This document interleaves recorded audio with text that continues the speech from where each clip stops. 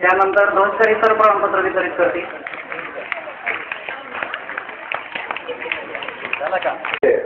पूजा धायगुडे आणि तिची भगिनी या दोघी ज्ञानेश्वरी आपण पाहतो गेल्या 5 वर्षापासून या दोघी भगिनी आपल्या शाळेमध्ये कुठलीही स्पर्धा असली तरी आणि कुठलीही तयारी नसली तरी अचानक जरी त्यांना सांगितलं आपल्याला या विषयावरती बोलायचंय तर त्या इतक्या चांगल्या पद्धतीने बोलतात की त्यांना ज्यांनी मार्गदर्शन केलं यांना प्रश्न पडतो मी तर हे सांगितलं नव्हतं किंवा या पद्धतीने बोलायला सांगितलं नव्हतं तरी सुद्धा या दोघी अतिशय उत्कृष्ट बोलतात.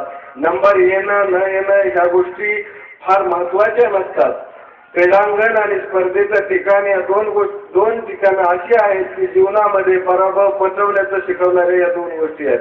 ही 2 ठिकाणं अशी आहेत की ज्या ठिकाणी पराभव आपल्याला पचवता येतो आणि ज्याला पराभव पचवता येतो त्यालाच विजय आपल्याला कसा मिळवायचा याची अक्कल येते आणि ती अक्कल देण्यासाठी या स्पर्धा आणि प्रांगण आपल्यासाठी मुक्त असतात. अशा ठिकाणी चांगल्या प्रकारचा वावर करणाऱ्या या दोघी भगिनी आणि विशेषतः मला त्यांचं कौतुक करावं वाटतं या दोन्ही मुलींचे पालक हे फारसे शिकलेले नसले तरी मुलींच्या बाबतीमध्ये त्यांनी कंजूसी कधी केलेली नाही. त्यांनी प्रोत्साहन दिलेलं आहे, प्रेरणा दिलेली आहे. बरेच असे गुणवंत असतात की ज्यांना घरीवर पालकांच्याकडून साथ न मिळाल्याच्या कारणानं त्यांना स्पर्धेत